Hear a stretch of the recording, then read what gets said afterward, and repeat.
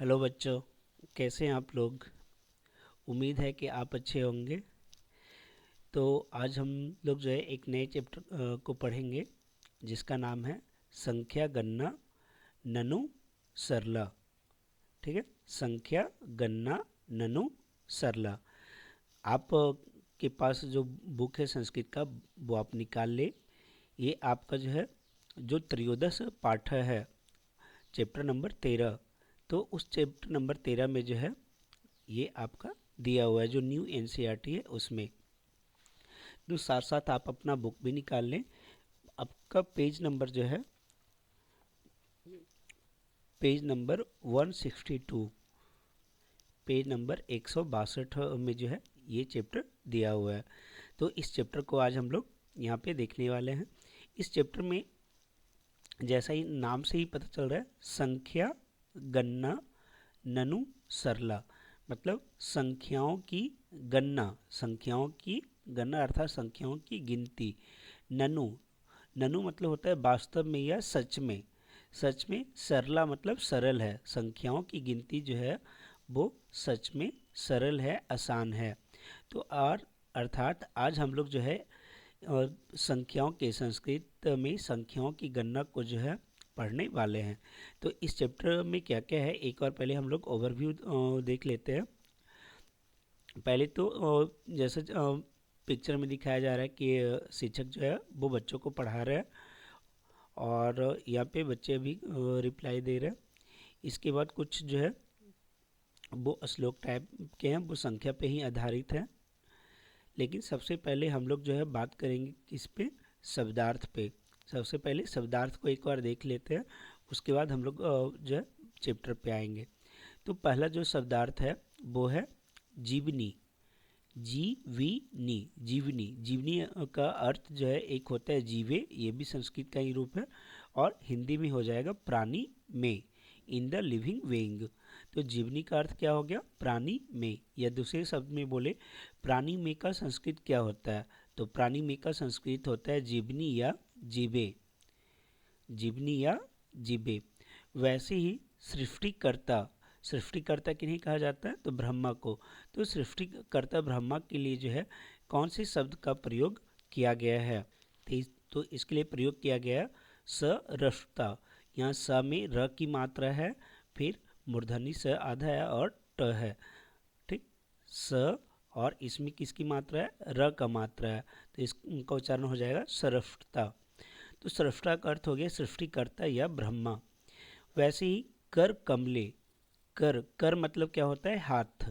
कर मतलब हाथ, और कमल मतलब हाथ में कमल है, उसी को हम लोग कह रहे हैं कमल जैसे हाथ में। या फिर हस्ता बिंद, तो उसका अर्थ भी क्या हो जाएगा, कमल जैसे हाथ में। उसके बाद है विद, विधयति, इसे हम लोग क्या पढ़ेंगे, विधयति, और इसका अर्थ हो जाएगा करते हैं या फिर कुर्वंती। विधयति का अर्थ क्या हो जाता है, कुर्वंती। तो ये भी ध्यान रखना है, अर्थात करते हैं को हम लोग क्या पढ़ेंगे संस्कृत में, विधति, फिर या कुर्वंती। उसके बाद है गिनती। गिनती को हम लोग संस्कृत में क्या कहते हैं, गणनाम। गिनती को क्या कहेंगे, गणनाम या गणनम। फिर है देवों के सेनापति। देवों की सेनापति किनको कहा जाता है, तो वो कहा जाता है कार्तिकेय को। जो शंकर भगवान के दो बेटे, एक तो गणेश और दूसरा कार्तिकेय, तो कार्तिकेय को जो है वो देवों के सेनापति कहा जाता है, अर्थात इसे सुर सेनानी भी कहते हैं। संस्कृत में क्या कहेंगे, सुर सेनानी। अर्थात देवों के सेनापति कौन हो गए, कार्तिकेय या सूर्य सेनानी। अगला है रक्षा करता है। तो रक्षा करता है का संस्कृत हो जाएगा पाती, या पाती का जो अर्थ है वो है रक्षा करता है या रक्षती। फिर आगे है सप्ताह में। सप्ताह में का संस्कृत होता है सप्ताहे, क्या हो जाएगा, सप्ताहे। सप्ताह में का संस्कृत क्या होगा, सप्ताहे, अर्थात सप्ताहे का अर्थ जो है वो होगा सप्ताह में। या सप्ताह में को हम लोग एक और तरीके से बोल सकते हैं, दिवस सप्तके, दिवस सप्तके। ठीक, तो ये जो है कुछ यहाँ पे शब्दों के अर्थ दिए हुए थे। कुछ और हैं, उन्हें भी एक बार देख लेते हैं। जैसे हैं ऋषियः। ऋषियः का अर्थ होता है ऋषि गण या ऋषि मुनि, उसी को हम लोग मुनियः भी कहते हैं। उसके बाद है उधर्वम। उधर्वम मतलब ऊपर या फिर ऊपरी। आप ये पहले भी आप लोग पढ़े होंगे, ऊपरी का मतलब क्या होता है, ऊपर, या उसी को हम लोग क्या कहते हैं, उधर्वम। अधः। अधः मतलब होता है नीचे। अधः मतलब नीचे या निम्न भाग में। और इसी में आपको बतलाए थे कि जब अधः यहाँ पे जब विसर्ग है तब तो इसका अर्थ जो है, विसर्ग होने के कारण इसका अर्थ नीचे हो जाएगा, लेकिन जब यहाँ पे विसर्ग नहीं होगा तब इसका अर्थ बदल जाएगा। ठीक है। अधः मतलब हम लोग जान गए कि नीचे होता है, नीचे। लेकिन अध, अ और ध, अगर यहाँ विसर्ग नहीं होगा तो उसका हो जाता है आज। उसका क्या होता है, आज हो जाता है। तो ये ध्यान में रखना है। फिर आगे है उपकार या स्वभाव वाले। उपकार स्वभाव वाली। तो उपकार स्वभाव वाली का होता है उपकृति शीलाह। उपकृति शीलाह अर्थात उपकृति शीलाह का अर्थ होगा उपकार स्वभाव वाली, जो दूसरों को उपकार करने का जिनका स्वभाव होता है उसी को क्या कहेंगे, उपकृति शीलाह। अगला है अतुल वलाह। अतुल वलाह, अतुल बलाह अर्थात अतुलनीय बल वाले, मतलब जिसके पास बहुत ज़्यादा शक्ति है, बहुत ज़्यादा बल है, उसको हम लोग क्या कहेंगे, अतुल बलाह। बल होता है ना, देखते हैं किसको कितना बल है, तो वही बल से मतलब ताकत, शक्ति। तो अतुल, अतुलनीय बल मतलब बहुत ज़्यादा बल वाला। अतुल शक्ति संपन्न, संपन्ना, तो बहुत ज़्यादा बल वाली को हम लोग बोलते हैं अतुल बलाह। फिर है नियततया। नियततया मतलब नियमित रूप से। नियततया मतलब क्या होता है, नियमित रूप से, नियमित रूपेण। नियततया मतलब नियमित रूप से। उसके बाद दिशः। दिशः मतलब क्या हो गया, दिशाएं, या दिशा मतलब दिशाएं। फिर है अमित आमोदम। अमित आमोदम मतलब अति आनंद पूर्वक। अति आनंद पूर्वक मतलब बहुत ही ज़्यादा जो है खुशी पूर्वक। अति आनंद पूर्वकम, तो अति आनंद, आनंद मतलब ही होता है खुशी, हैप्पीनेस। तो वही बोल रहा है अमित आमोदम मतलब अति आनंद पूर्वक। उसके बाद है कर तालम। कर तालम, अभी हम लोगों ने ऊपर देखा था, कर मतलब क्या होता है, हाथ। कर मतलब हाथ, और तालम मतलब करतल ध्वनि, ताली। करतालम मतलब क्या हो जाए, करतल ध्वनि या ताली। जो हम लोग क्लैपिंग करते हैं, और कभी कभी क्लैपिंग करते हुए जो योगा होता है हंसने वाला, तो वो भी ताली बजाते हुए जो लाफिंग योगा होता है, तो उसमें भी कर तालम का ही हम लोग प्रयोग करते हैं। कर तालम मतलब ताली। अब यहाँ पे जो है कुछ संख्याओं को दिया हुआ है। पहले भी हम लोग संख्याओं के बारे में देखे हैं, तो इन्हीं संख्याओं के बारे में जो है आज हम लोग यहाँ पे पढ़ने वाले हैं। तो पहले हम लोग चैप्टर को देख लेते हैं और अंत में इसको करेंगे। ऐसे यहाँ पे कुछ दिया हुआ है, जैसे एकम, द्वे, त्रीनी, चत्वारी, पंच, षट, तो ये सारा आप देख लेंगे। लेकिन एक चीज़ और ध्यान में रखना है कि जो पहला से लेके 4 तक है, 1 से 4 तक, इसमें जो है संख्याओं को पुल्लिंग, स्त्रीलिंग और नपुंसकलिंग, तीनों जो लिंग है उसके आधार पे लिखा जाता है। लेकिन जब हम लोग 4 से आगे जाएंगे तो वहाँ पे जो है ये लिंग का निर्धारण नहीं होता है संख्याओं की गणना में। बस लिंग जो है ये इन चारों में ही देखा जाता है। जैसे एक है, तो एक को हम लोग जो है अगर पुल्लिंग में लिखेंगे तो वो हो जाता है एकह, एकह। और वही स्त्रीलिंग में जो है ये लाइन हो जा रहा है, इसको ध्यान देना, ये एक विसर्ग है, एकाह, एकह, एका और एकम। इस तरीके से जो है इसका रूप लिंग के आधार पे बदलता है। एकह, एका और एकम, एक एका एकम। वैसे ही द्वे जो है ये होता है द्वौ,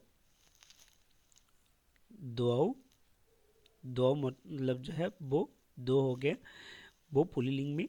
और स्त्रीलिंग और नपुंसकलिंग दोनों में जो है वो सेम ही होता है, वो दोनों में द्वे होता है। तो द्वौ, द्वे, द्वे, इस तरीके से इसका रूप चलता है लिंग में। वही अगर हम तीन की बात करें तो तीन जो है वो होता है त्रयः, त्रयः मतलब भी क्या होता है तीन, और ये पुल्लिंग में हो जाएगा त्रयः। उसके बाद त्रिशत, त्रिशत, त्रिशत जो है त्रिशत्रः, इस तरीके से।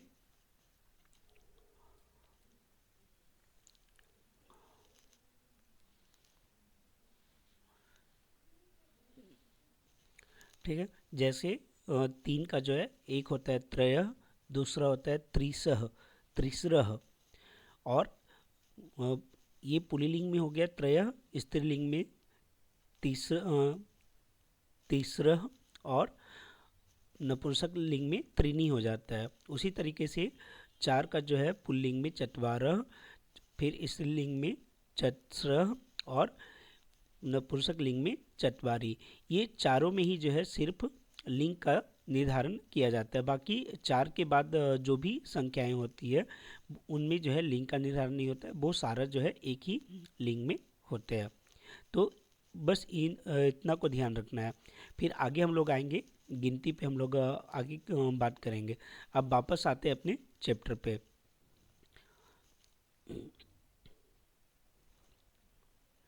चैप्टर का नाम था संख्या गणना ननु सरला। ठीक है, संख्याओं की गणना जो है वो सच में क्या है, सरल है। ननु का अर्थ क्या हो जाएगा, सच में या वास्तव में। संख्या मतलब संख्या, गणना मतलब गिनती, ननु मतलब सच में, और सरला मतलब सरल, सरल या आसान, सरल या आसान। तो अब देखते हैं चैप्टर में क्या कहा जा रहा है। यहाँ पे शिक्षक कहते हैं छात्राः अत्र कक्षायां भवन्तः कति जनाः सन्ति। छात्राः मतलब बच्चों या छात्रों, अत्र कक्षायां आज कक्षा में, या इस कक्षा में, भवन्तः कति जनाः सन्ति इस कक्षा में कितने लोग हैं, कितनी जनाः हैं। जनाः मतलब लोग या बच्चे, जो इस सेंस में क्लास के सेंस में बच्चे ही आएंगे, कितने बच्चे हैं। तो ये कहती है सुमित विश्वनाथ, सुमितः विश्वनाथः वीणा उदिता कमला प्रीति निरुपमा प्रशांतः देवेशः अहम च अस्म। बोलती है सुमित विश्वनाथ वीणा उदिता कमला प्रीति निरुपमा प्रशांत देवेश और मैं हूँ, और मैं हूँ। तो ये बताती है। उसके बाद जो शिक्षक है वो हंसते हुए बोलते हैं कि तरही कतः छात्राः सन्ति गणयतु। तरही मतलब तो, कति छात्राः सन्ति तो कितने जो है वो छात्र या बच्चे हैं। फिर अच्छा यहाँ देखो छात्रा, तो ये जो है जैसे बालक बालको बालका, तो ये बहुवचन को बतलाता है, इसलिए यहाँ पे छात्रा हुआ है। तरही कतः कति छात्राः सन्ति, यहाँ पे कितने जो है बच्चे हैं। गणयतु गिनो, ठीक है, क्या करना है, कितने बच्चे हैं उन्हें क्या कीजिए, गिनिए, गणयतु। तो ये क्या करने लगती है, ये गणना करने लगती है। एकम एकम एकम एकम एकम एकम मतलब एक एक करके सबको जो है गिनने लगती है। तो शिक्षक बोलते हैं अहो भवन्तः, अहो भवन्तः। ठीक है, संस्कृतेन गणना न जानती,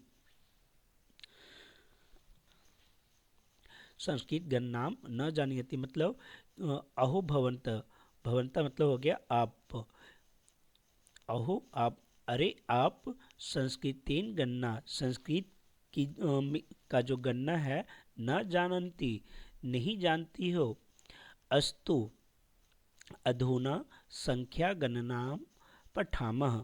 आज जो है हम लोग क्या करेंगे, संख्या की गणना को पढ़ेंगे।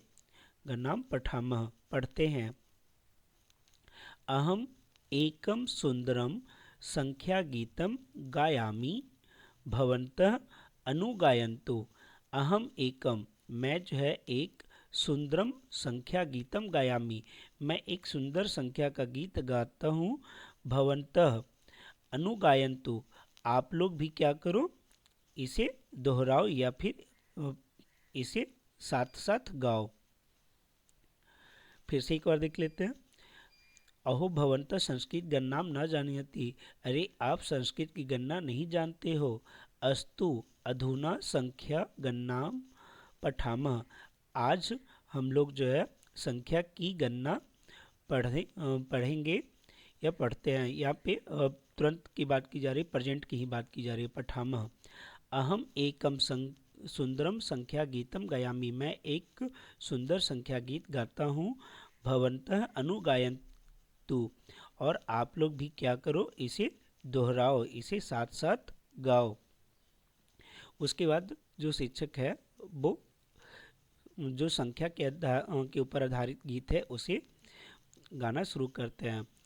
एकः सूर्यः, एकः सूर्यः चंद्र चंद्रो अप्येकः, आप लोग भी साथ साथ में रिपीट करते जाएं। एकः सूर्यः चंद्रो अप्येकः, चंद्रो अप्येकः मानव कूलम अप्येकम, मानव कूलम अप्येकम। बोला जा रहा है एकः सूर्यः, सूर्य कितना है, एक है। चंद्र चंद्रो अप्येक, और चंद्रो अप्येक, यहाँ चंद्र और अपि और एक, ये तीन शब्द यहाँ पे जुड़ा हुआ है। एक है चंद्र, उसी में अपि, अपि मतलब भी, और एक, ये तीन शब्द जो है यहाँ पे जुड़ा हुआ है। तो चंद्र, चंद्र अपि एक, चंद्रमा भी क्या है, चंद्रमा भी एक है। एकः सूर्यः चंद्रो अप्येकः, चंद्रमा एक सूर्य है और चंद्रमा भी एक है। मानव कुलम अप्येकम, और मानव का जो कुल है वो भी एक ही है। जैसे जितने भी लोग हैं, चाहे वो जाति हो, धर्म हो, मजहब हो, या फिर अलग अलग देश में रहते हो, उनकी नागरिकता अलग हो, लेकिन वो हैं तो मानव, मानव कुल के ही हैं। तो इसलिए बोला जा रहा है मानव कुलम अपि एकम, मानव कुलम अपि एकम, मानव का जो कुल है वो भी एक है। उसके बाद है द्वे नयने, द्वे नयने, अभी हम लोगों ने देखा कि द्वे का मतलब क्या होता है, दो, तो नयन कितने हैं, दो है। ननु जीवनी सकले, द्वे नयने ननु जीवनी सकले प्रभवती सर्वो द्रष्टुम, दो नयने हैं ननु जीवनी, जिनके कारण क्या है, जीवन जो है सच में या वास्तव में सकल जीवन क्या है, प्रभावित करती है। सर्वो दृष्टम, और सभी चीज़ों को देखने में जो है हमारी मदद करती है। तो हो जाएगा द्वे नयने अर्थात दो नयन, ननु जीवनी सकले प्रभवती सर्वो द्रष्टुम, अर्थात दो नयन जो है ननु जीवनी, सच में हमारे जीवन को सकल प्रभवती क्या करती है, प्रभावित करती है। और सर्वो द्रष्टुम, और सभी क्या है, इन्हीं दो नयनों से जो है हम लोग देखते हैं।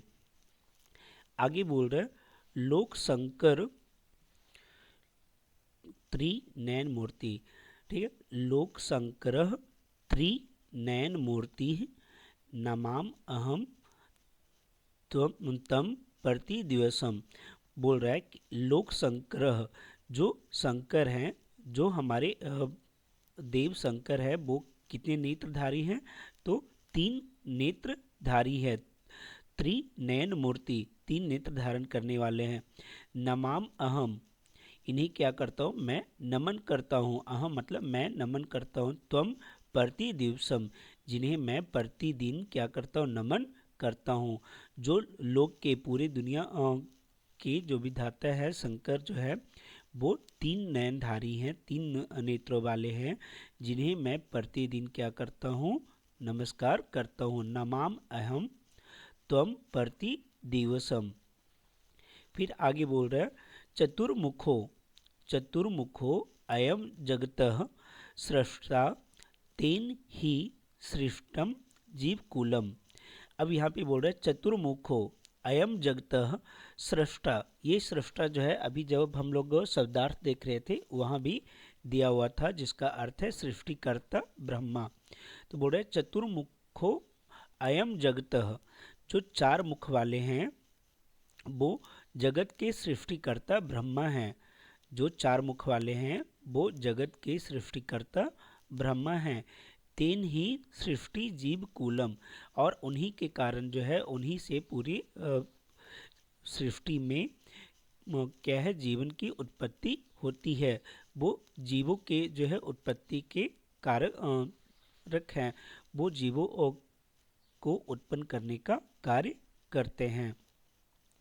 तो फिर से देख लेते हैं चतुर्मुखो अयम जगतः सृष्ट तेन ही सृष्टि जीव को कुलम।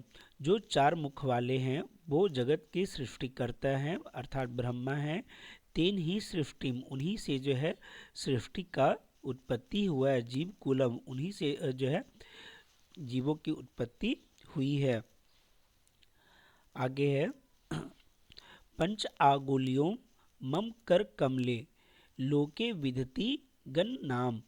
हम लोग वहाँ पे भी देखे थे कर कमले, शब्दार्थ में देखे थे। कर कमले मतलब हाथ में कमल है या कमल के जैसा जो है हाथ है। लोके विधति, विधति मतलब था कुर्वंती अर्थात करते हैं। गन्नाम मतलब गिनती। तो पंच आंगुल्यम, हमारे उंगली कितने हैं, तो 5 हैं। पंच आंगुल्यों मम कर कमले, तो इसका अर्थ हो जाएगा 5 अंगुलियम मम कर कमले, अर्थात हमारे जो कमल के समान हाथ है उसमें कितनी उंगलियां हैं, 5 उंगलियां हैं। लोके विधति गण नाम, लोके मतलब लोग, लोके मतलब क्या हुआ, लोग मतलब आदमी विधति मतलब अभी हम लोगों ने देखा कुर्बंती या करते हैं। गणना मतलब गिनती, और इन्हीं 5 के सारे हम क्या करते हैं, सारी गणनाएं जो है वो गिनती करते हैं। फिर आगे लिखा हुआ है सुर सेनानी, सुर सेनानी सन्मुख देव सततम पाति अयम अमरनम। देखो अभी हम लोगों ने उधर देखा था पाति, ठीक है, शब्दार्थ में आप देखो तो पेज नंबर 164 पे, वहाँ पे हम लोगों ने पाति देखा था। तो पाति का अर्थ होता है रक्षा करते हैं। पाति मतलब क्या हो गया, रक्षा करते हैं। अब यहाँ पे ई का जो मात्रा है जब विच्छेद करते हैं तो इसी ई का जो है वो य हो रहा है, तो इसलिए त और य आ गया। उसके बाद जो है वो है अ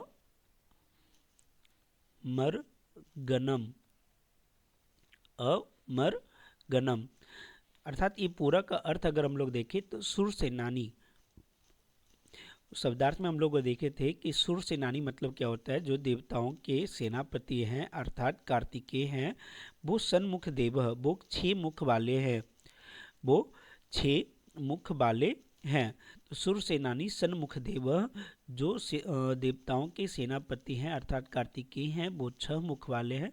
सततम, सततम मतलब हो गया लगातार, सततम मतलब क्या हुआ, लगातार। पाति अमरगनम, पाति अयम अमरगनम, अर्थात वो हमेशा, पाति मतलब रक्षा करते हैं, अमरगनम हमेशा जो है उनकी क्या करते हैं, रक्षा करते रहते हैं। उसके बाद लिखा हुआ है तो 6 तक हो गया। अब सप्त में आते हैं। सप्त मतलब 7। सप्त बासरा सप्ताहे ननु, अर्थात सप्त बासरा, सप्त मतलब 7, बासरा बास मतलब दिवस, सप्ताहे ननु, ननु मतलब वास्तव में या सच में। तो आगे बोल रहा है कि सप्त बासरा सप्ताहे ननु, सप्ताह में भी सच में या वास्तव में, या कहें तो सप्ताह में भी 7 ही दिन होते हैं। सच में कितने दिन होते हैं? 7 ही दिन होते हैं। सप्तवासराः सप्ताहे ननु, सप्ताह में सच में 7 दिन ही होते हैं। स्वरः सुमधुरः सप्त, स्वरः जो स्वर हैं उसमें भी सुमधुरः सप्त, जो 7 मधुर ध्वनियाँ ही हैं। आप यहाँ पे देख सकते हैं सा रे ग म प ध नी, तो ये 7 जो है ध्वनियाँ ये भी क्या है? सप्त ही है। वही बोल रहा है सारे गम प ध नी, ये 7 जो है वो मधुर ध्वनि जो स्वर हम है उसमें भी 7 ध्वनियाँ ही मधुर ध्वनियाँ ही है। उसके बाद है उद्धर्व। उद्धर्व अध अधम सतातः लोकः सप्तः, बोल रहा है कि उद्धर्वम, उद्धर्वम मतलब ऊपर या ऊपरी, और अध, अध मतलब नीचे, तो बोल रहा है उद्धर्वम अध सत्तात लोकः सप्तः, जो ऊपर और नीचे ये सभी को मिला के जो है वो 7 लोक हैं। फिर आगे कहता है ख्याता ऋषियः सप्तः, और जो ख्याति मतलब प्रसिद्ध जो ऋषि हैं वो भी सप्त है, इसीलिए हम लोग बोलते हैं सप्त ऋषि। सप्त ऋषि का जो प्रयोग करते हैं तो वही बोल रहे हैं ख्यात, जो ख्याति जो प्रसिद्ध ऋषि है वो भी कितने हैं? 7 है। अर्थात सप्ताह में 7 दिन होते हैं। जो मधुर ध्वनियाँ हैं वो 7 ध्वनियों से मिलके ही जो है 7 मधुर ध्वनियों से ही स्वर बनते हैं। उद्धर्वम अध सत्तात लोकः सप्त, और ऊपर और नीचे ये सभी को मिला के 7 लोक है। ख्यात ऋषिय सप्त, और जो ख्याति प्राप्त ऋषि है वो भी 7 हैं। आते हैं आगे। आगे बोल रहा है अष्ट दिग्गजा, अष्ट दिग्गजा धरंती धरनीम, जो 8 हैं, तो बोल रहा है कि अष्ट दिग्गज, जो 8 दिग्गज हैं वो धरंती धरनीम, 8 जो दिग्गज हैं वो धरती को धारण किए हुए हैं। अब दिग्गज मतलब जो है वो हाथी होता है। देखो जो हमारी पौराणिक कथाएं हैं, किताबें हैं, उनमें जो है बोला जाता है कि जो 8 दिशाएं हैं, दिशाएं ऐसे हम लोग आगे देखेंगे 10 है, लेकिन जो मेन 8 दिशाएं हैं उनको जो है सभी दिशाओं को एक जो दिग्गज अर्थात हाथी वो क्या है धारण किए हुए है। और उपकृति शिला अतुल बला, और वो कैसे हैं? उपकार स्वभाव वाले। शब्दार्थ में हम देखे थे उपकृति शिला मतलब उपकार स्वभाव वाले, अतुल बला और अतुलनीय बल वाले हैं। सभी दिशाओं को जो है वो एकक जो है वो दिग्गज धारण किए हुए हैं, और वो उपकार स्वभाव वाले और बहुत ही बलशाली है। अब देखो ये 8 का नाम तो यहाँ पे लेकिन आप सर्च करोगे तो मिल जाएगा। जैसे में ऐरावत, ऐरावत का आपने नाम सुना होगा, ऐरावत हाथी है, तो ऐरावत हो गया। इसी जो कि पूर्व दिशा का है, और ये इंद्र का भी जो है वो वाहन है, इंद्र का वाहन भी ऐरावत वाहन है। उसी तरीके से पुंडरीक, वामन, कुमुदा, ये अलग अलग जो है वो दिग्गज या हाथी के नाम हैं, जो कि पूरी धरती को बोला जाता है कि धारण किए हुए हैं। फिर आगे बोल रहे नवग्रह, नवग्रह ननु विपुले गगने चरंती सततम नित्य नियतया, अर्थात नवग्रह जो ग्रह है वो 9 हैं, और वो क्या करते हैं पूरे गगन में जो है वो विचरण करते रहते हैं, हमेशा जो है वो चलते रहते हैं नियमित रूप से। नियत तया मतलब नियमित रूप से, मत हमेशा जो है वो क्या करते हैं? चलते रहते हैं। अब यहाँ पे एक प्रश्न मन में आएगा कि सर ग्रहों की संख्या तो 8 है, तो देखो अभी जाके जो है प्लूटो को बाहर किया गया है, लेकिन पहले जो ग्रहों की संख्या 9 थी। और हमारे जो वैदिक जो भी ग्रंथ है उनमें अभी भी 9 ही ग्रह माना जाता है। इसलिए जब भी पूजा पाठ या हवन वगैरह होता है तो नवग्रह का जो लकड़ी है वो लाया जाता है और हवन में उसे समर्पित किया जाता है।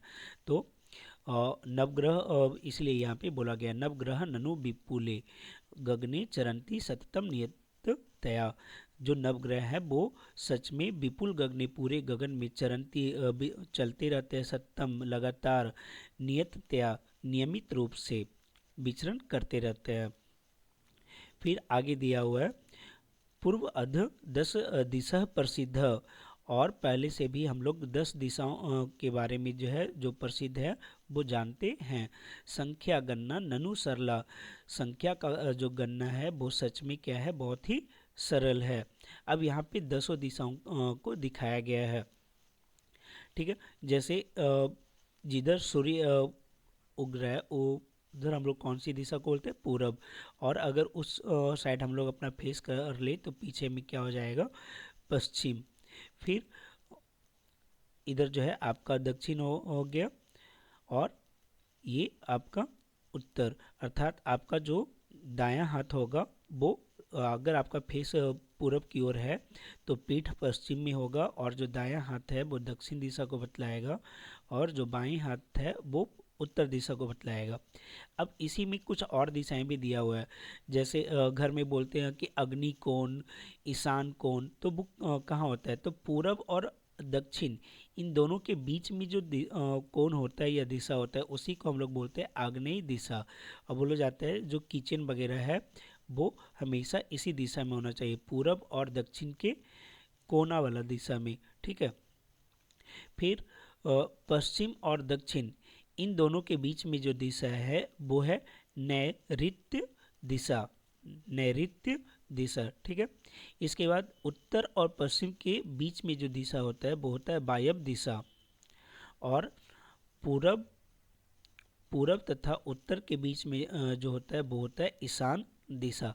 तो अगर आप इसे काउंट करो तो 1 पूरब, 2 पश्चिम, 3 दक्षिण, 4 उत्तर, इसके बाद फिर आग्नेय को अगर काउंट करेंगे तो 5, नैऋत्य को करेंगे 6, वायव्य को 7 और ईशान को 8। 8 तो ऐसे हो गए।